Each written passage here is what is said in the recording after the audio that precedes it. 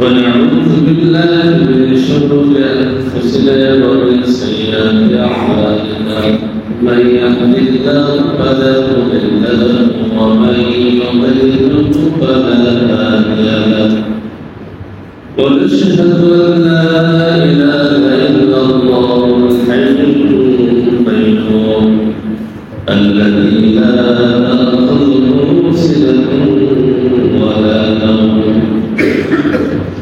وعلى ذلك القرآن أن محمدا عبد الله ورسوله وآدم الخلق وأشرف الخلق وأنور الخلق إلى الحسن والاستجابة والبداية وعلى وأولانا وأبقانا من النبي القرآننا أما بعد فقد قال الله تعالى في كلامه المجيد وفي قرآنه الحميد أعوذ بالله من الشيطان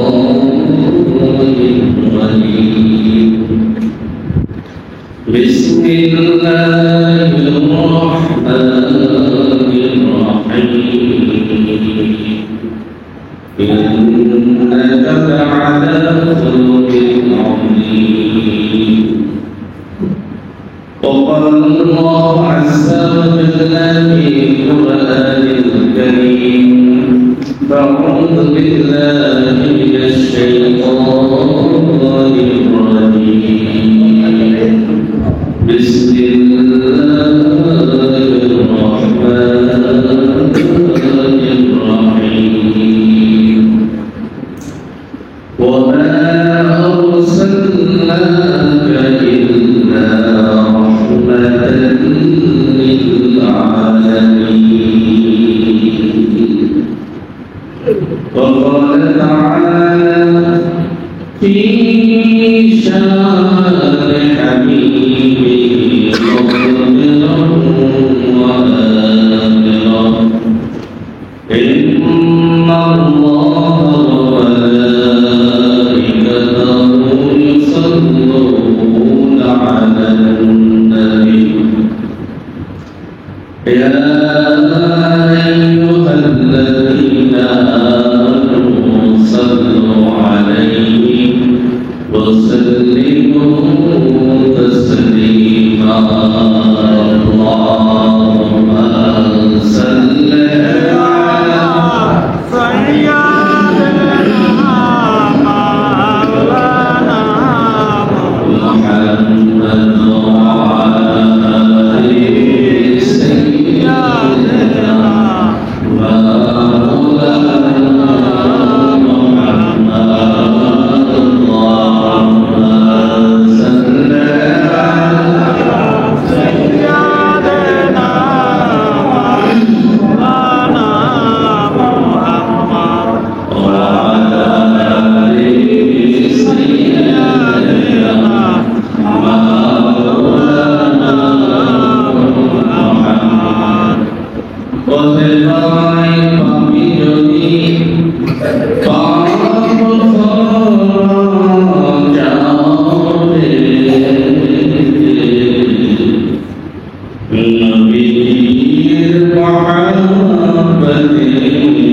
صلوا على اللهم صل على سيدنا مولانا محمد وعلى آل سيدنا مولانا محمد عشق محمد जैसे दिल में हासिल नहीं लाखों में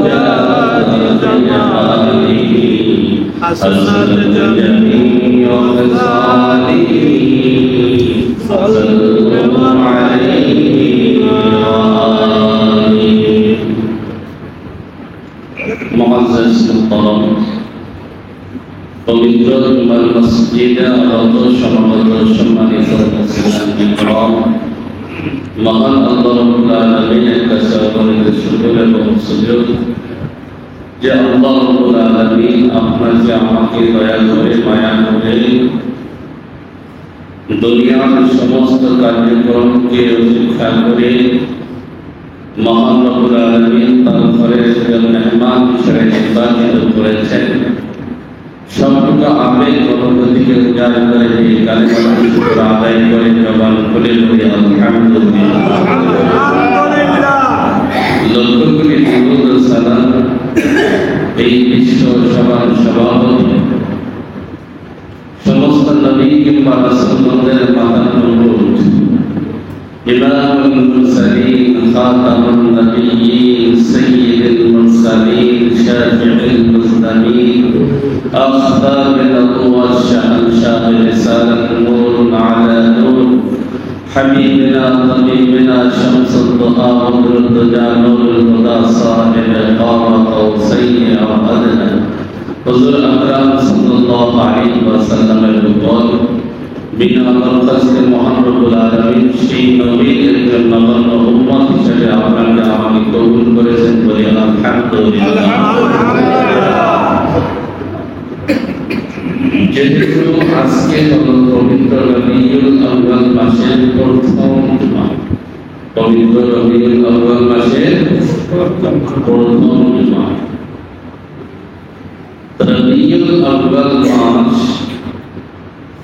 মুমিন হৃদয়ের একটি আনন্দের মাস, আবার দুঃখ বেদনার মাস। আনন্দ এই জন্য রাসূল পাক সাল্লাল্লাহু আলাইহি ওয়াসাল্লামকে পেয়ে আমরা খুশি। এই খুশির বহির প্রকাশকে বলে আনন্দ। অপরদিকে নবী করিম সাল্লাল্লাহু আলাইহি ওয়াসাল্লাম এই মাসেই দুনিয়া থেকে বিদায় নিয়েছেন। এটাও আমাদের জন্য দুঃখ এবং কষ্ট বেদনাদায়ক বিষয়। সব মিলেই রাসূল করিম সাল্লাল্লাহু আলাইহি ওয়াসাল্লামের জন্ম এবং মৃত্যু, রাসূল পাক সাল্লাল্লাহু আলাইহি ওয়াসাল্লাম দুনিয়ার আগমন এবং দুনিয়া থেকে ইন্তেকাল দুটোই হয়েছে রবিউল আউয়াল মাসে। তো আরবি মাসগুলোর মধ্যে রবিউল আউয়াল মাস একটি অত্যন্ত গুরুত্বপূর্ণ এবং ফজিলতপূর্ণ মাস।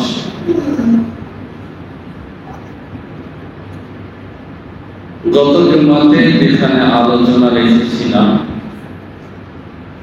যে আয়াতে কারিমা তেলাওয়াত করেছিলাম, বিষয়টা ছিল রাসূল পাক সাল্লাল্লাহু আলাইহি ওয়াসাল্লাম গোটা সৃষ্টি জগতের জন্য রহমত, গোটা সৃষ্টি জগতের জন্য রহমত। আল্লাহ পাক এটা বলেন না শুধু মুমিনদের জন্য রহমত। আলামিনের মধ্যে পশু পাখি জীব জানোয়ার গৃহপালিত পশু, আল্লাহ পাকের সৃষ্টির খালকিয়াত যতদূর, নবী পাকের রহমত ততদূর। আল্লাহ পাকের সৃষ্টি যত বড়, নবী পাকের রহমত তত বড়। এই আয়াতের আলোকে আরেকখানা কোরআনুল কারীম থেকে আরেকখানা আয়াতে কারিমা তেলাওয়াত করেছি। রাসূল আকরাম সাল্লাল্লাহু আলাইহি ওয়াসাল্লামের জীবন আদর্শ চরিত্র বর্ণনা করতে গিয়ে মহান আল্লাহ তাআলা কোরআনুল কারীমের মধ্যে বলেন, ইন্নাকা লাআলা খুলুকিল আযীম। হে হাবিব, নিশ্চয়ই আমি আপনাকে মহান চরিত্রের অধিকারী হিসেবে গ্রহণ করেছি।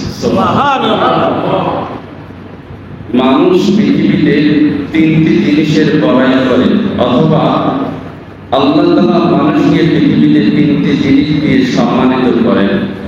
কেউ কেউ বলেন চারটি জিনিস দিয়ে আল্লাহ তাআলা দুনিয়ার মানুষকে সম্মানিত করেন। তো আপনি তিনটি বলেন আর চারটি বলেন। চারটি জিনিস দিয়ে আল্লাহ পাক রব্বুল আলামিন মানুষকে কি করেন? সম্মানিত করেন। কয়টি জিনিস দিয়ে? চারটি। বলেন কয়টি জিনিস দিয়ে? চারটি জিনিস দিয়ে। তো চারটি জিনিসের মধ্যে প্রথম নাম্বার হলো চেহারা সুন্দর। কথা বলেন কি? চেহারা যার যত সুন্দর হয় সমাজের মধ্যে মানুষ তার প্রতি তত বেশি আকৃষ্ট হয়। চেহারা যত সুন্দর হয় মানুষের মূল্যায়ন তত বেশি হয় কিনা?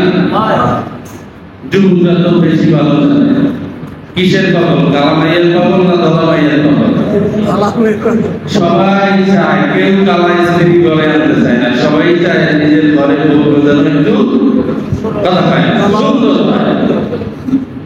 এই যে সুন্দর, এটা আল্লাহ পাকের একটা বিশেষ রহমত এবং বিশেষ নেয়ামত। আপনি ইচ্ছা করলেই সুন্দর হতে পারবেন না, বা ইচ্ছা করলেই আপনি সুন্দর বানাতে কথা বলেন বানাতে পারবে না।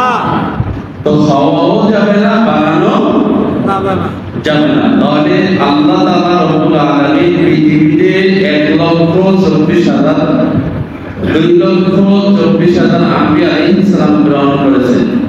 এই 2 লক্ষ নবী এবং রাসূল যারা পৃথিবীতে এসেছেন সবাই সুন্দর ছিলেন। সবাই ওই জামানার শুধু সুন্দর না, ওই জামানার মধ্যে সর্বশ্রেষ্ঠ সুন্দর ছিলেন।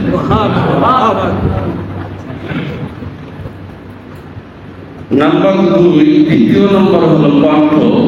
কণ্ঠ আল্লাহ পাকের বিশেষ একটা নিয়ামত। আল্লাহ তাআলা মানুষকে 2 নাম্বার সম্মানিত করেন কণ্ঠের মাধ্যমে। এর মাধ্যমে একটা লোক তার চেহারা জীবনে দেখে নাই, কিন্তু কণ্ঠ শুনে মানুষ পাগল, কথা কয় না। সে নারী হোক পুরুষ হোক, কণ্ঠ এবং উপস্থাপনের ভাব ভঙ্গিমা, কণ্ঠস্বর এমন স্মৃতির মধ্যে মানুষ পাগল হয়ে যায় না?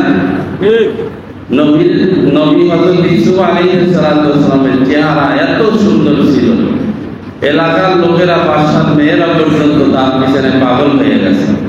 তো লোকেরা বলতে শুরু করছে যে তুমি তো একজন বাদশার মেয়ে, ইউসুফ জুলেখার ঘটনা শুনছেন না? তো কাহিনী বলার মূল উদ্দেশ্য নয়, মূল উদ্দেশ্য ছিল যে নবীরা কত সুন্দর চেহারা আকৃতি দিয়ে আল্লাহ তাআলা পৃথিবীতে গ্রহণ করেছেন, যে জুলেখারে বলছে যে তুমি তার চেহারার দিক তাকায় তার পাগল হওয়ার কি আছে? তার তো হাত আছে, কান আছে, মুখ আছে, অঙ্গ প্রত্যঙ্গ তো আমাদের থেকে 2-4টা বেশি না আর কম না, যা আছে সেই আছে। কিন্তু তারপরেও মানুষের পাগল হয় কিনা? চেহারার ব্যাপারে পাগল হয় কিনা? আল্লাহ তো কোরআনের মধ্যে বলেছেন যুয়িনান নাসু শাওয়াতি মিনান নিসাই ওয়াল বানিনা ওয়াল কানাতিল মুকান্তারাতি মিনাজ যাহাবি ওয়াল ফিদ্দাতি ওয়া খাইলিল মুসাম্মাত ওয়া নামি ওয়াল হারস যালিকা মাতাউল হায়াতাদ দুনিয়া। আল্লাহ বলেন যে মানুষকে চাকচিক্যময় করে দিয়েছে মানুষের ভালোবাসাকে। প্রথম মানুষ যখন যৌবন ফিরে আসে তখন তার যৌবনের চাহিদা হয় সুন্দর একটা নারী। সুন্দর একটা নারী যখন তার জীবনে যখন পেয়ে যায় তখন অলবানি দ্বিতীয় আকর্ষণ থাকে যে কেমন একটা সন্তান হবে, সন্তান না হইলে স্ত্রীর তালাক, কথা হয় না? 10 বছর সংসার করছে, সন্তান হয় না, তালাক দেয় কিনা? আপনাদের এলাকায় মনে হয় দেয় না, মুক্তি তোলাইয়ের কথা বলেন না, দেয় কিনা? তাই প্রথম আকর্ষণ নারীদের ভালোবাসাকে আল্লাহ বলছেন যুয়িনালিন নাস হুব্বুশ শাহওয়াতি মিনান নিসা। আমি প্রত্যেক পুরুষের অন্তরের মধ্যে নারীর ভালোবাসাকে জাগ্রত করে দিয়েছি। যখন তারা নারীর পাগল হয়ে যখন তার ঘরে একজন বিবি এসে যায় তখন তারা দ্বিতীয় আকর্ষণ খোঁজে, দ্বিতীয় ভালোবাসা খোঁজে অলবানি, ছেলে সন্তানের। তো ছেলে সন্তান যখন তার জীবনে যখন না পায় তখন অনেক সময় স্ত্রী চেঞ্জ করে, কথা হয় না? তো যখন স্ত্রী যখন এসে যায় তখন তার দ্বিতীয় আকর্ষণ থাকে কি? ছেলে সন্তান। তো ছেলে সন্তান যখন দ্বিতীয় আকর্ষণ এসে যায়, আল্লাহ সবকিছু জানে কিনা এরপর কি লাগবে? কথা কয় না। আল্লাহ সবকিছু জানেন কিনা? আল্লাহ বলেন যখন তার ছেলে সন্তান আইসা যায়, ছেলে সন্তানকে লালন পালনের জন্য কি লাগবে? কথা কয় না। সম্পদ লাগবে না? তো আল্লাহ বলেন অলবানিনা ওয়ালবানাতিল মুকান্তারাতি, তার জন্য সম্পদ লাগবে। কি সম্পদ লাগবে? মিনাজ যাহাবি ওয়াল ফিদ্দাতি, সোনাও লাগবে, রূপাও লাগবে। মাইয়া হইলে মাইয়াকে সাজাইতে স্বর্ণ লাগবে, পোলা হইলে পোলারে রাখতেও টাকা পয়সা লাগবে। কথা কয় না। তা আল্লাহ বলেন যে অলবানিনা ওয়ালবানাতিল মুকান্তারাতি, তার সম্পদ লাগবে। মিনাজ যাহাবি ওয়াল ফিদ্দাতি, স্বর্ণ লাগবে, রূপ লাগবে। স্বর্ণ রূপ সব হয়েছে, এবার কি আছে? ল্যান্ড প্রপার্টি, গাড়ি বাড়ি। কথা হয় না।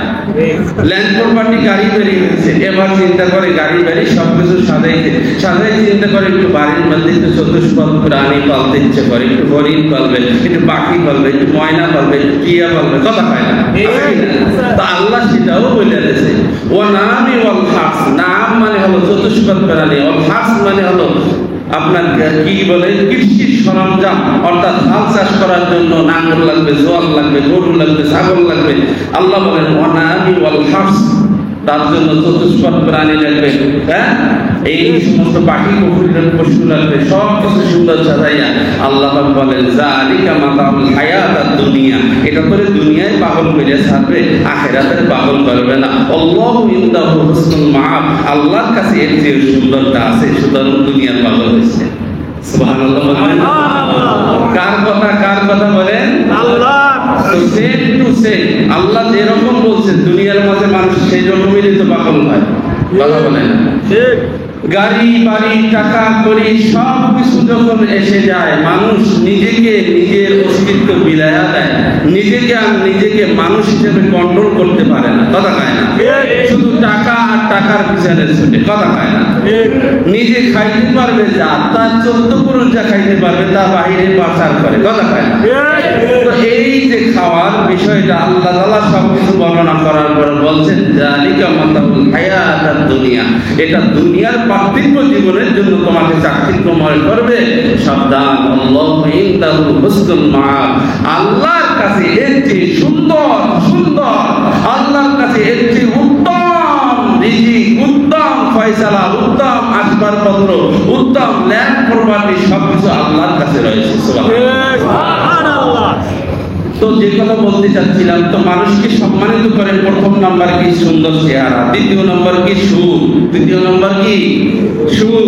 তৃতীয় নম্বর হলো সম্পদ। তৃতীয় নম্বর কি? সম্পদ। আর 4 নম্বর হলো কি? বলেন শিক্ষা, এডুকেশন। 4 নম্বর কি? শিক্ষা। এবার দেখেন এই 4টার বাহিরে কোনো মানুষ সম্মানিত নাই। সমাজের মধ্যে মানুষ যার টাকা বেশি তারে সম্মান করে, যার টাকা বেশি তারে সম্মান করে। আরে ভোটটা দেওয়ার সময় হিসাব করে যে চেয়ারম্যান 5 জন দাঁড়াইছে, চিন্তা করে কার টাকা বেশি আছে, কে একটু মানুষের সেবা করতে পারবে, কে 2 টাকা চা খাওয়াইতে পারবে, কে একটু মানুষের কি করতে পারবে, তো সম্মান করতে পারবে। এইটা দেখেই তো মানুষ কয় যে না অমুকের টাকা পয়সা ভালোই আছে, কিছু হইলে জনগণের সেবা হবে, ভোটটা তারই দিস। এটা হয় না? কথা হয় না। এটা হয় কিনা? তা এই যে হয়, আল্লাহ তাআলাই তো বলছেন যে এই 4টা জিনিস দিয়ে আমি মানুষকে সম্মানিত করেছি। প্রথম নাম্বার কি বলেন? সুন্দর চেহারা। 2 নাম্বার কি? সুন্দর সুর। গোটা পৃথিবীর মানুষ সুরের পাগল, সুরের চমকার পাগল। কথা কয় না।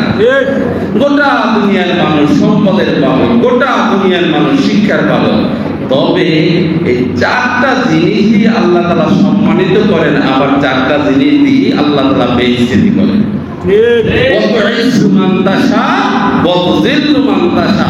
আল্লাহ বলেন আমি যাকে ইচ্ছা ইজ্জত দেই, যাকে ইচ্ছা ইজ্জত ছিনিয়ে নেই। সূরা ইমরান আয়াত আল্লাহ রাব্বুল আলামিন বলেন 6 নম্বর আয়াতের মধ্যে কুলিল্লাহুম্মা মালিকাল মুলক, সমস্ত বাদশাহীরা, সমস্ত ক্ষমতার আধিপত্য কে? আল্লাহ। এরপর বলেন কুলিল্লাহুম্মা মালিকাল মুলক তুতিল মুলকা মান তাশা, আমি যাকে ইচ্ছা কি বোঝাই বাদশাহীরা মুলকিয়াত দেই, ক্ষমতার মস্তকে বসাই, আবার যাকে ইচ্ছা ক্ষমতার মস্তক থেকে টেনে ছেঁচড়ে নামাই। কথা হয় না। এরপর বলছে যাকে ইচ্ছা আমি সম্মান দেই, যাকে ইচ্ছা আমি লাঞ্ছিত করি, যাকে ইচ্ছা আমি সম্মান কেড়ে নেই। কিভাবে কেড়ে নেই?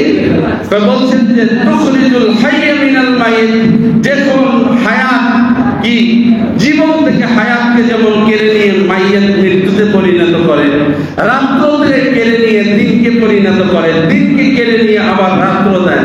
কথা কয় না? দিন শেষ, রাত্র চলে আসে, প্রাণ শেষ, মৃত্যু চলে আসে।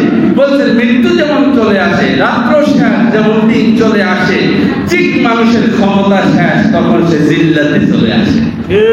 নিম্ন থেকে নিম্ন, নিকৃষ্ট থেকে নিকৃষ্ট দরজায় পৌঁছে যায়।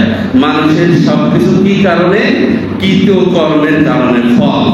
আপনি যদি কলা গাছ বাড়ির আঙ্গিনায় লাগান, কলা গাছ থেকে যেমন আঙ্গুরের আশা করেন না, কলা গাছ থেকে কলার ড্যাম দিবে, কলাই দিবে। কথা হয় না?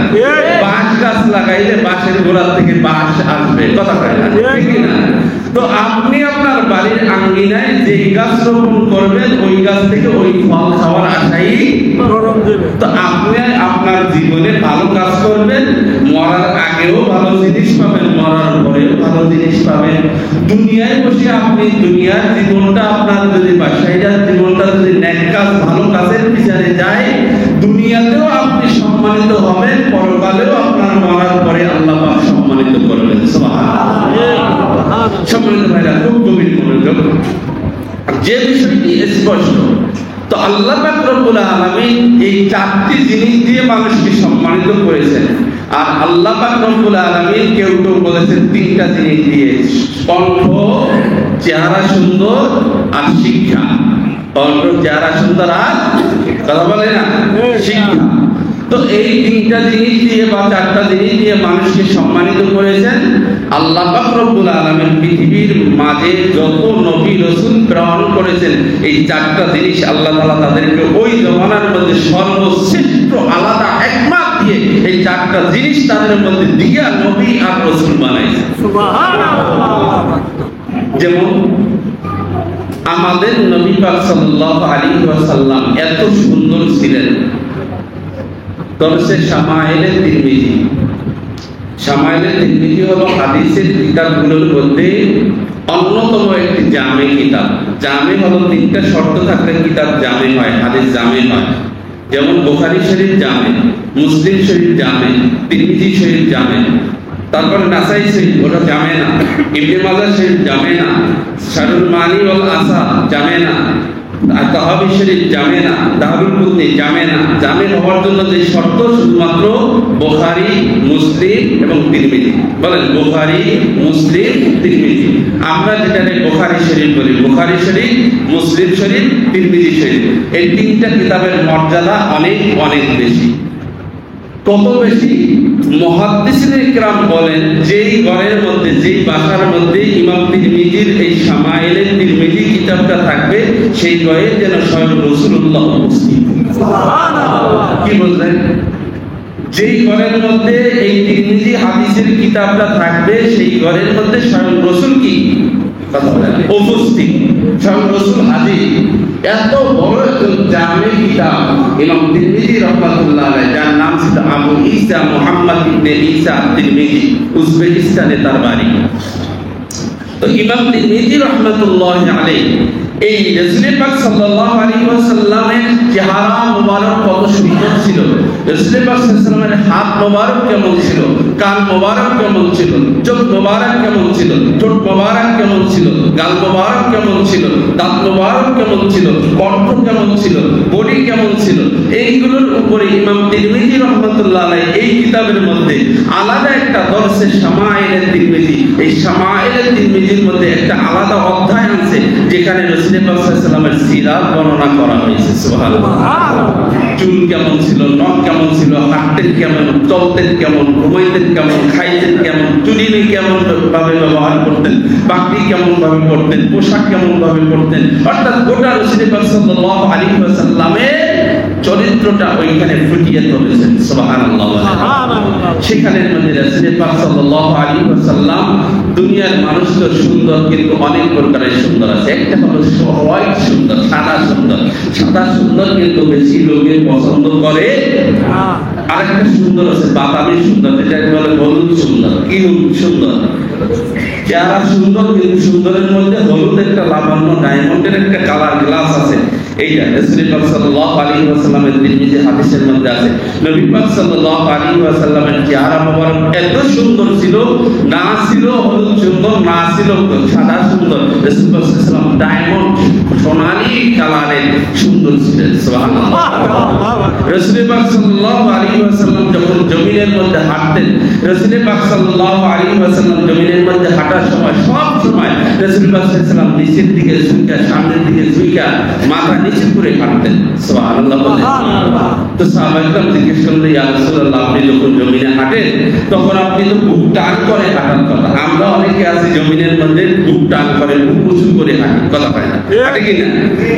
বুক উঁচু করে হাঁটা জমিনের মধ্যে নিষিদ্ধ। আল্লাহ পাক রব্বুল আলামিন কোরআনের মধ্যে সূরা লুকমানের মধ্যে স্পষ্টভাবে আল্লাহ বলেন, লা তামশি ফিল আরদি মারহা, তোমরা জমিনের মধ্যে বুক টান করে অহংকারী নিয়ে জমিনের পা চলো না।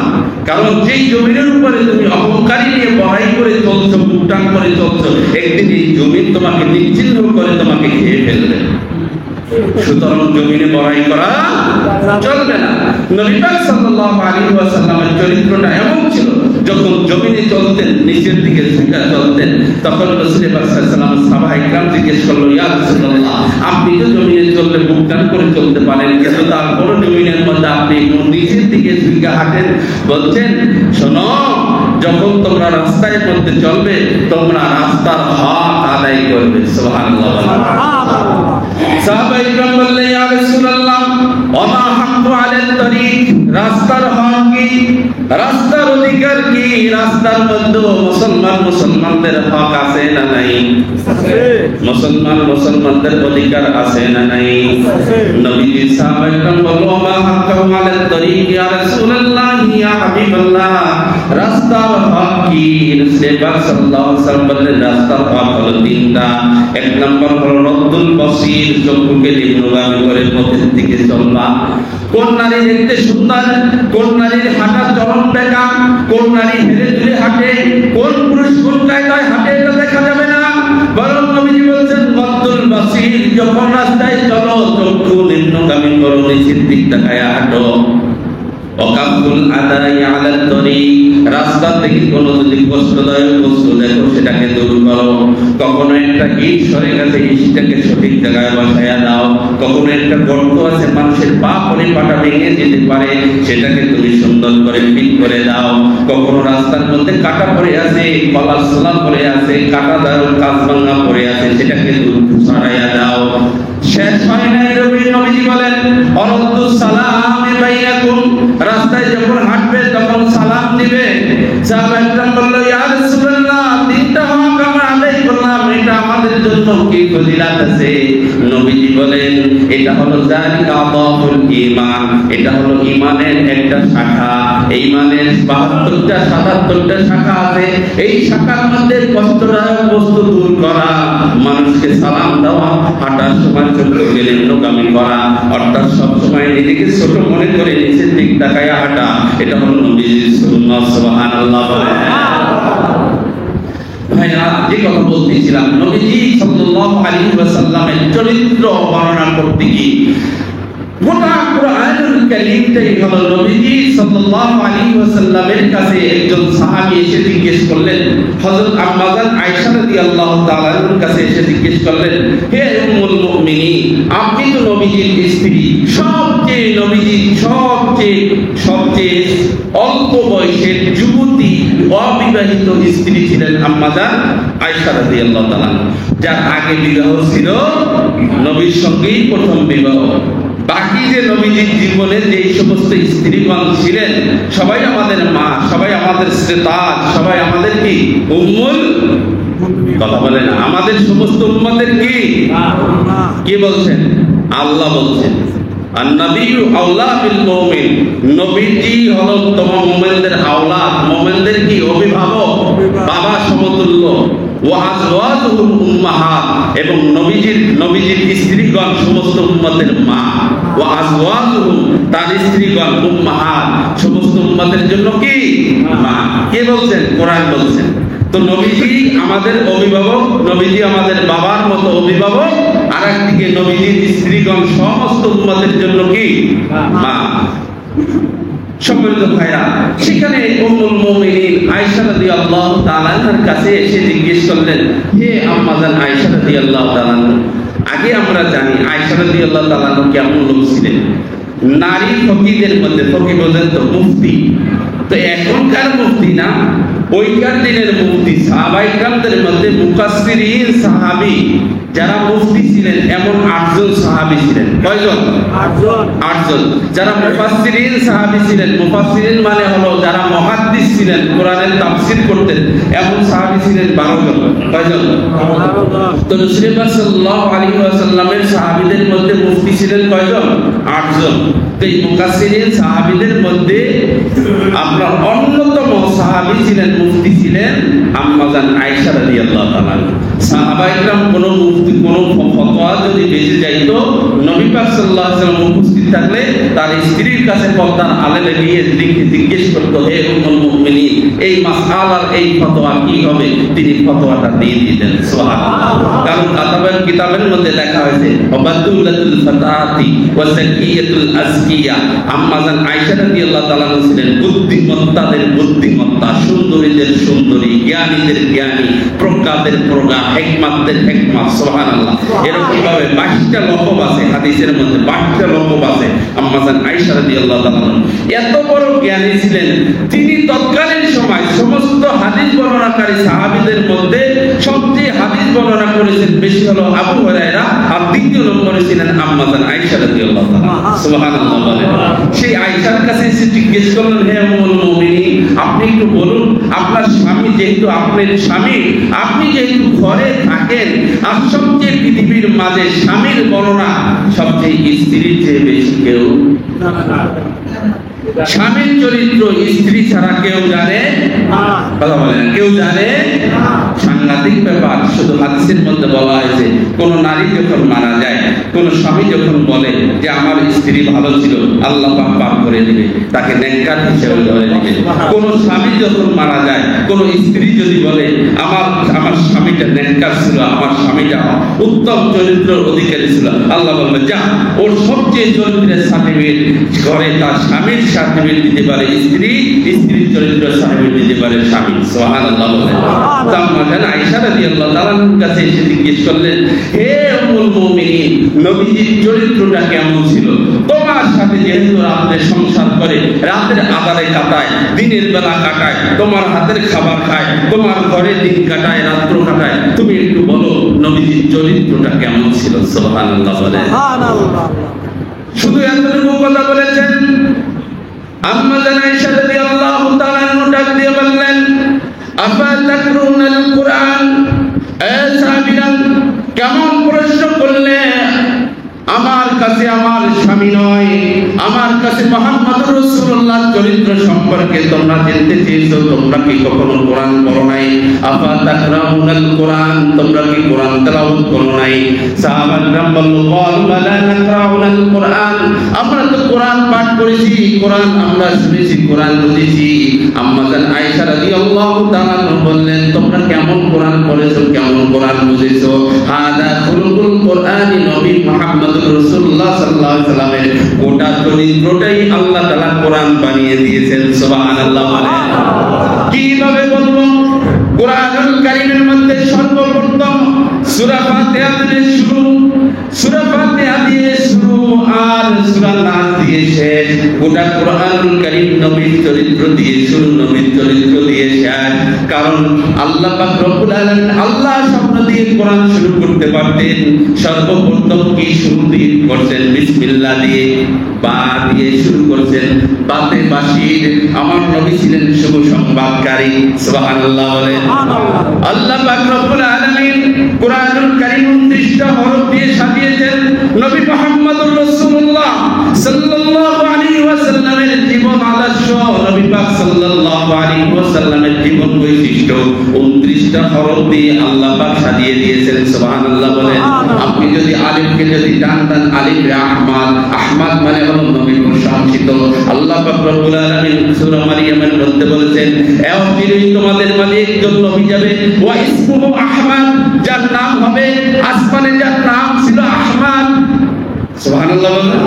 তাহলে এই আহমদ আলিফকে যদি জানতেন, আহমদ মানে হলো অধিক প্রশংসিত, কারণ নবী মুহাম্মদ রাসূলুল্লাহ সাল্লাল্লাহু আলাইহি ওয়াসাল্লামের প্রশংসা সম্ভ্রম আল্লাহ রাব্বুল আলামিন করেছেন।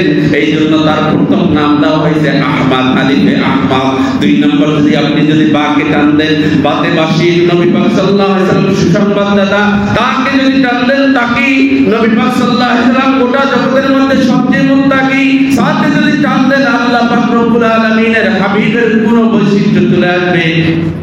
সুবহানাল্লাহ বলবেন। জিমকে যদি টান দেন, জিমে জামিল, নবী পাক সাল্লাল্লাহু আলাইহি ওয়াসাল্লাম সবচেয়ে সুন্দর, জামিল মানে হলো সুন্দরী। সুবহানাল্লাহ বলেন। মাকে যদি টান দেন, হুসনে খুল, সুন্দর চরিত্রের অধিকারী, পৃথিবীর মাঝে একমাত্র নবী ছাড়া নবীর চরিত্র চেয়ে সুন্দর আর কেউ ছিল না। সুবহানাল্লাহ বলেন। খাতে যদি টান দেন, খাতামুন নবিয়্যিন, আল্লাহ রাব্বুল আলামিনের হাবিব ছিলেন খাতামুন নবিয়্যিন, শেষ নবী। কোরআনের আয়াত আছে কিনা, মা কানা মুহাম্মাদুন আবা আহাদিন মির রিজালিকুম ওয়ালাকিন রাসূলুল্লাহি ওয়া খাতামুন নবিয়্যিন। আছে নি? আছে। এরকম ভাবে আপনি যদি 29টা হরফকে যদি টান দেন, 29টা হরফের মধ্যে আমার নবীর প্রশংসা, আমার নবীর শান সিফাত আল্লাহ বর্ণনা করেছেন। সুবহানাল্লাহ। শুধু তাই নয়, কোরআনুল কারীমের মধ্যে আরবি ব্যাকরণগত ভাবে একটা হরফ আছে কাফ। কি বলেন? কাফ। যেটা বলেন কি? কাফ। কাফ। এই কাফ, কাফ, ওই কাফ কাদের কাফ না? Calf, calf, calf, calf. কি বলেন? কাফ। এই কাফ, কাকা, এই কাফ, এই হরফটা একটা অত্যন্ত সম্মানসূচক শব্দ। কি সূত্র? যেটা বলেন কি সূত্র? সম্মানসূচক শব্দ। তো এই সম্মানসূচক কাকা আল্লাহ রাব্বুল আলামিন পৃথিবীতে যত নবীর নাম দেয় আল্লাহ পাক ডাক দিয়েছেন, ইয়া ইব্রাহিম, ইয়া মূসা, ইয়া লূত, ইয়া ইউনূস, ইয়া ঈসা, ইয়া ইয়াহইয়া, এরকম ডাক দিয়েছেন কিনা? কথা বলেন, ডাক দিয়েছেন কিনা? কিন্তু কোরআনুল কারীমের মধ্যে যত জায়গায়, শুধু এক জায়গায় আর 2 জায়গায় নাই, যত জায়গায় নবীজিকে ডাক দিয়েছেন, নবীজির নাম আর সিফাত ধরে সব জায়গায় কা কা সম্বোধন করেছেন। সুবহানাল্লাহ। কা মানে হলো আপনি, কা মানে কি? আপনি। জানেন কা মানে কি? আপনি। আমরা আপনি ব্যবহার করি কাকে? অধিক স্নেহ, সবচেয়ে কাছের বন্ধুকে বলি না তুমি, তুমি বলি না? কথা বলে না তুমি, তুমি বলি না? বলতে তুমি এখানে আসো, এখানে বসো, এটা করো, ওটা করো, বলি কি না? তো আল্লাহ পাক রব্বুল আলামিন কোরআনুল কারীমের মধ্যে শুধু নবী মুহাম্মদুর রাসূলুল্লাহ সাল্লাল্লাহু আলাইহি ওয়াসাল্লামের সিফাত বর্ণনা করতে গিয়ে কোরআনুল কারীমের মধ্যে যত জায়গাগুলোতে নবীর নাম, নবীর সিফাত ব্যবহার করেছেন, সব জায়গাগুলোতে কা কা, হাবিব আপনি, হাবিব আপনি, হাবিব আপনি, বন্ধু আপনি। সুবহানাল্লাহ বলবেন। প্রমাণ কি? প্রমাণ হলো আল্লাহ পাক রব্বুল আলামিন যে আয়াত কারিমা তেলাওয়াত করেছে, ওয়া মা আরসালনাকা, হাবিব আমি কি আপনাকে, এই কা আছে না নাই? আছে। যারা বলে না কা আছে না নাই? আছে। অদ্দুহা ওয়াল লাইলি ইযা সাজা মা ওয়াদ্দাআকা, আছে নি? রব্বুকা, আছে নি? ওমা ক্বালা ওয়ালাল আখিরাতু খায়রুল লাকা, আছে নি? মিনাল উলা ওয়াল সাওফা ইউতিকা, আছে নি? রব্বুকা, আছে নি? ফাতারদা আলাম ইয়াজিদিকা ইয়াতীমান ফাআওয়া ওয়া ওয়াজাদাকা দাল্লান ফাহাদা, আছে নি? ইন্না আ'তাইনাকা, আছে নি? কাউসার ফাসাল্লি লিরাব্বিকা, আছে নি? ইন্না শানিআকা, আছে নি? হুয়াল আবতার, আছে নি? এরকম ভাবে নাই কোরআনুল কারীমের মধ্যে, ওমা আরসালনাকা, শুধু না, ইয়া আইয়ুহার রাসূল বাল্লিগ মা উনজিলা ইলাইক, ইয়া আইয়ুহান নাবিয়্যু ইন্না আরসালনাকা, ইয়া আইয়ুহার রাসূল বাল্লিগ মা উনজিলা ইলাইকা, ইয়া আইয়ুহাল মুযাম্মিল কুম ফানজির ফাসিয়ামাকা। সুবহানাল্লাহ বলেন। এরকম ভাবে কোরআনুল কারীমের মধ্যে যত জায়গাগুলোতে আল্লাহ পাক রব্বুল আলামিন ডাক দিয়েছেন, তত জায়গাগুলোতে কা কা বলে আল্লাহ পাক ডাক দিয়েছেন, হাবিব আপনি, বন্ধু আপনি, দোস্ত আমি। ও কখনো কম্বল আবৃত আলা নবী, কখনো চাদর আবৃত আলা নবী, কখনো পোশাক মরনেওয়ালা নবী, কখনো ঘুমন্তওয়ালা নবী বলে আমার আল্লাহ পাক রব্বুল আলামিন ডাক দিয়েছেন। সুবহানাল্লাহ বলে। আপনি দেখেন ইব্রাহিম নবীর নাম দেখেন, অন্য নবীর নাম দেখেন, যখনই আল্লাহ পাক প্রয়োজন বোধ করেছেন কুরআনুল কারীমের মধ্যে বলেছেন সালামুন আলা ইয়া ইব্রাহিম। সুবহানাল্লাহ বলে। সালামুন আলা ইয়া ইলিয়াসিন, আছে না নাই? সালামুন আলা নূহিন ফিল আলামিন, আছে না নাই? তো যত জায়গাগুলোতে আল্লাহ পাক রব্বুল আলামিন অন্য নবীদের নাম ধরে ডাক দিয়েছেন, আল্লাহ পাক রব্বুল আলামিন তার হাবিবকে যত জায়গাগুলোতে ডাক দিয়েছেন বলছেন হাবিব আপনি, বন্ধু আপনি, দোস্ত আপনি, ও কাপড়ওয়ালা নবী আপনি, ও পোশাকওয়ালা নবী আপনি। নবী ছিলেন ঘুমন্ত, বলছেন ও ঘুমন্তওয়ালা নবী আপনি। নবীর গায়ে ছিল কম্বল, বলছেন ইয়া আইয়ুহাল মুজাম্মিল, মুজাম্মিল মানে কম্বল আবৃতওয়ালা নবী। সুবহানাল্লাহ বলেন। আবার নবীজির গায়ে ছিল চাদর, আল্লাহ পাক বলেন ইয়া আইয়ুহাল মুদাসসির, ও চাদর ও কম্বল ও চাদর পেছানোওয়ালা নবী। সুবহানাল্লাহ বলেন। নবীজির গায়ে ছিল কাপড়, ফাসিয়া আমাকা ফাতাহে, আপনার গায়ে ছিল চাদর, আল্লাহ পাক বলেন আপু চাদর অমৃতওয়ালা নবী। নবীজির গায়ে ছিল কাপড়, ইয়ামিনের পোশাক, আল্লাহ পাক বললেন ও পোশাকওয়ালা নবী। সুবহানাল্লাহ বলেন। নবীজির শান মান ইজ্জত মহান আল্লাহ পাক রব্বুল আলামিন যত জায়গাগুলোতে বাড়িয়ে দিয়েছে, শুধু এক আর দুই করে শেষ করা যাবে না। কারণ কোরআনুল কারীমের মধ্যে নবীজির চরিত্র বর্ণনা করতে গিয়ে মহান রব্বুল আলামিন নবীজির চরিত্র বর্ণনা করতে গিয়ে বলেন ইন্নাকা লাআলা খুলুকিল, যারা বলেন খুলুকিল আযীম।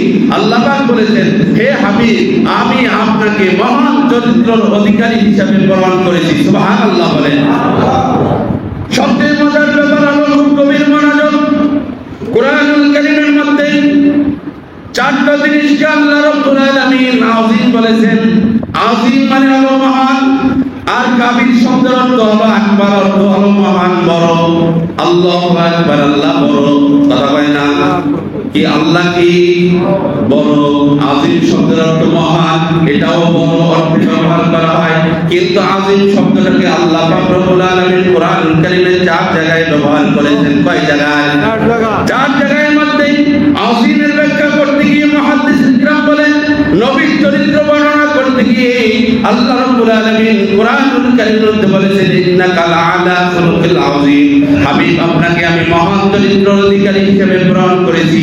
এই মহানের ব্যাখ্যা করতে গিয়ে বলেন মহান এটা আবার কি? পৃথিবীর মাঝে যত বড় সব বড় মাপার জন্য পৃথিবীতে যন্ত্র আবিষ্কার আছে, মাপ করার যন্ত্র আছে, সেটা কিলোমিটার হোক, দৈর্ঘ্য প্রস্থ হোক বা ওয়েট হোক, সবকিছু মাপার জন্য পৃথিবীতে যন্ত্র আবিষ্কার আছে। কিন্তু আযীম এটা হলো মহান। এই মহানের দূরত্ব কোথায়? এই মহানের দূরত্ব বর্ণনা করতে গিয়ে মুহাদ্দিসিন কিরাম বলেন এই আযীম মহান মানে হলো এত বড়, লা ওয়াক্তুলাহা, যেটা ওজন করার জন্য কিয়ামত পর্যন্ত কোনো দাঁড়িপাল্লা আবিষ্কার হবে না, কিয়ামত পর্যন্ত কোনো মিটার আসবে না, কিয়ামত পর্যন্ত কোনো মুফাসসির কোনো মুফতি নবীজির চরিত্র বর্ণনা করে শেষ করতে পারবে না। এটার নাম হলো আযীম। আল্লাহ পাকের আরশ এটা হলো আযীম, এটা এত বড় যেটা পৃথিবীর কোনো মানুষ এটা ধারণ করতে পারবে না, দৈর্ঘ্য কত প্রস্থ কত কখনো শেষ করতে পারবে না। এই জন্য আল্লাহ পাকের আরশটা বলা হয় আরশিল আযীম, ওয়া রাব্বুল আরশিল আযীম। আর নবী পাক সাল্লাল্লাহু আলাইহি ওয়াসাল্লামের চরিত্র বর্ণনা করতে গিয়ে মহান আল্লাহ পাক রব্বুল আলামিন বলেন খুলুকিল আযীম। আর আমরা নামাজের মধ্যে যখন রুকুতে যাই সেটা যাই বলি কি সুবহান রাব্বিয়াল আযীম, মহান রবের পবিত্রতা হলো আযীম। সুবহানাল্লাহ বলেন। আর একটা হলো কোরআনুল আযীম, মহান রব্বুল আলামিনের কোরআন এত বিশাল কোরআন, পৃথিবীর মাঝে কখনো কোরআনুল কারীমের আলোচনা শেষ করা যাবে? এই 4টা জিনিসকে আল্লাহ পাক রব্বুল আলামিন আর আযীম বলেছেন, মহান বলেছেন। সেই মহান চরিত্রের অধিকারী ছিলেন আমার আপনার নবী মুহাম্মদ রাসূলুল্লাহ সাল্লাল্লাহু আলাইহি ওয়াসাল্লাম। আল্লাহ পাক রব্বুল আলামিন সেই নবীর আসমা, সেই নবীর ভালোবাসা, সেই নবী আল্লাহ পাক যে শ্রেষ্ঠত্ব দিয়েছেন, সেই শ্রেষ্ঠত্বকে আমরা ধারণ করে আমরাও যেন শ্রেষ্ঠ জাতি হিসেবে রূপান্তরিত হতে পারি, আমরাও যেন সেই নবীর উত্তরসূরি হতে পারি। আল্লাহ পাক আমাদেরকে আমল করার তৌফিক দান করুন। আমিন। আলহামদুলিল্লাহি রাব্বিল আলামিন। আসসালামু আলাইকুম ওয়া রাহমাতুল্লাহি ওয়া বারাকাতুহু।